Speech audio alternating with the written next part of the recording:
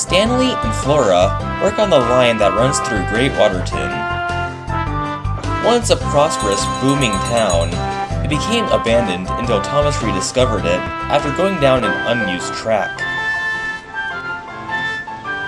Both Stanley and Flora spend their time pulling passers about who are told the history of this once lost town. One day, Stanley and his passengers stopped near Morgan's mine. Morgan's mine was once among the main sources of income for this town. Miners would spend their day searching for... But as the tour guide spoke about the mine, Stanley couldn't help but listen to his driver and fireman talking.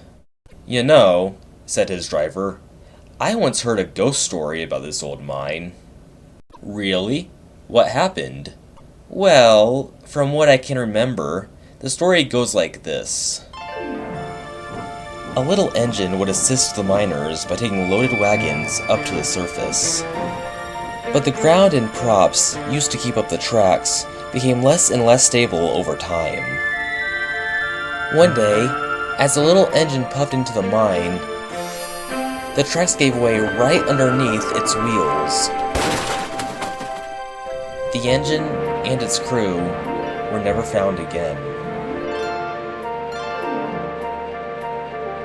But sometimes at night, engines and workmen can hear an engine puffing through the mine, looking for a way out.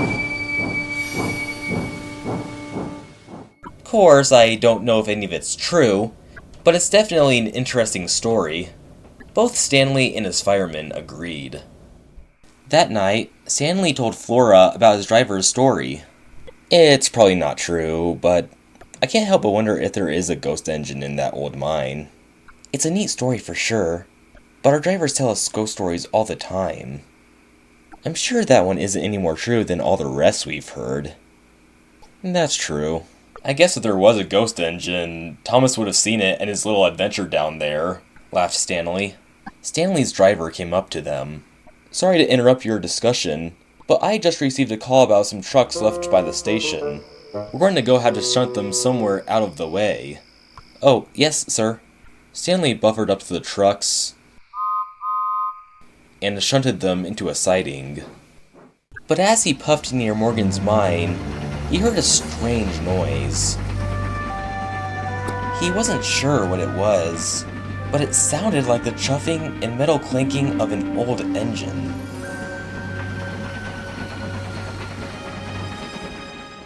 "Come on, Stanley," laughed Flora. "Those old mines are falling apart. You probably just heard another cave-in or a bridge collapsing." "I don't know. It certainly sounded like an engine, at least. Kind of want to peer inside and take a quick peek." "You're getting too invested in your driver's story. When that's all it really is, a story, nothing more." Regardless, Stanley brought up the idea to his driver.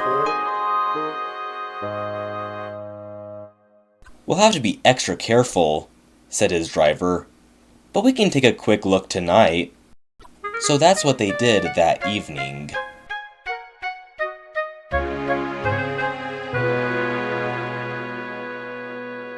His driver moved the sign blocking the entrance and climbed back into Stanley's cab.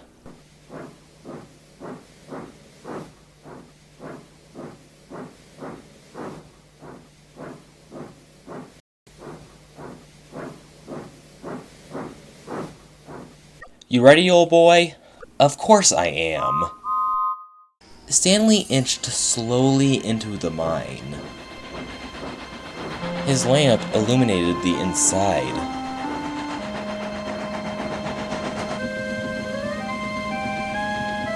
"See anything in there?" "Nope, nothing yet." They continued to inch closer. Wheel turn by wheel turn. But suddenly, the tracks below gave way. "Help!" cried Stanley. The tracks sloped towards the abyss below, and Stanley was only just able to keep his grip, slipping closer and closer as he tried to reverse. "Come on, Stanley!" shouted his driver. back harder! But it was no use.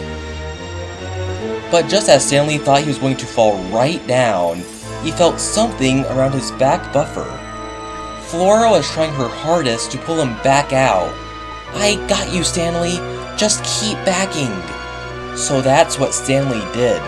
With both of their strengths together, Flora pulled Stanley to safety, just as the rails in the mine continued to crack and fall.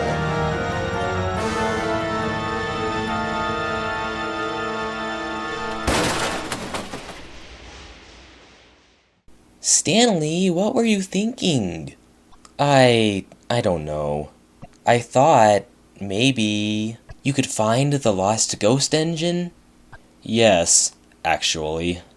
"Well, now you know," his driver laughed, "that sometimes my stories are just that," Stanley groaned. "Stories and nothing more." If only you learned that this morning. Stanley and Flora both laughed.